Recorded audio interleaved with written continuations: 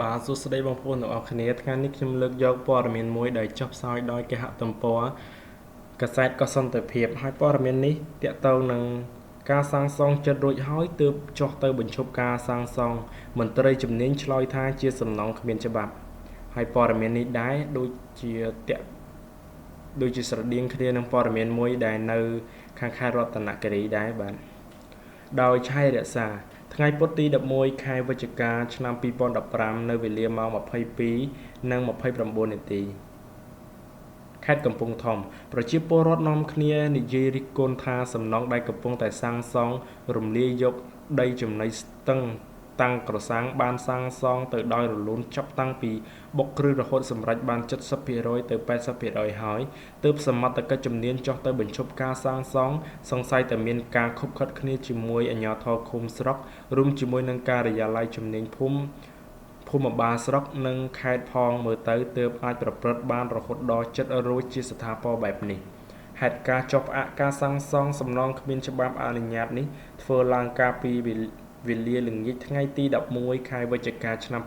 2015ស្ថិតនៅភូមិតាំងក្រសាំងស្រុកសន្ទុកខេត្តកំពង់ធំជុំវិញបញ្ហាខាងលើនេះលោកយិនផាប្រធានការិយាល័យរៀបចំដីស្រុកសន្ទុកបានប្រាប់កាសែតកសន្តិភាពថានៅរសៀលថ្ងៃទី11ខែវិច្ឆិកាឆ្នាំ2015នេះសំណង់ខាងលើនេះគឺជារបស់លោកឈ្មោះហួតសុធាភេទប្រុសអាយុប្រហែល50ឆ្នាំដែលមានទំហំ12ម៉ែត្រគុណនឹង19ម៉ែត្រដែលការកសាងនេះពុំមានលិខិតអនុញ្ញាតនោះទេហើយរូបលោកក៏បានចុះទៅឃាត់ឲ្យបញ្ឈប់ម្ដងរួចមកហើយនិងបានធ្វើរបាយការណ៍ជូនស្រុកនិងមន្ទីរឲ្យដែរប៉ុន្តែម្ចាស់សំណង់នៅតែបន្តលួចសាងសង់ទៀតលោកពេជ្រសុធាអភិបាលស្រុកសន្ទុកបានឲ្យដឹងថារឿងសំណង់គ្មានច្បាប់របស់លោកហ៊ុតសុធានេះគឺស្រុកបានចាត់ឲ្យមន្ត្រីជំនាញចុះហាម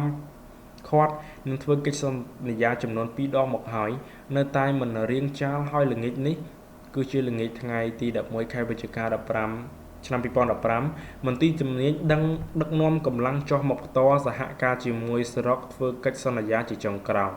ពាក់ព័ន្ធនឹងបញ្ហានេះដែរលោកអឹមសុឌីណាប្រធានមន្ទីររៀបចំដែនដីនគរូបនីយកម្មនិងសំណង់ខេត្តកំពង់ធំបានឲ្យដឹងនៅរសៀលថ្ងៃទី11ខែវិច្ឆិកាថាចំពោះសំណង់រឹងដែលកំពុងតែសាងសង់ដោយគ្មានច្បាប់អនុញ្ញាតរបស់លោកហួតសុធីខាងលើនេះលោកបានរាយការណ៍ជូនទៅលោកអភិបាលខេត្តរួចហើយលោកក៏បានបញ្ជាឲ្យក្រុមការងារចុះទៅណែនាំម្ចាស់សំណង់ឲ្យបញ្ឈប់ការសាងសង់ជាបន្ទាន់ពីព្រោះវាខុសច្បាប់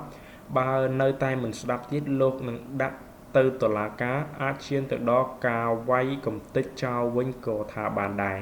រឿងនេះយើងរងចាំការជួបចរចាជាមួយនឹងលោកហួតសុធាសិនបាន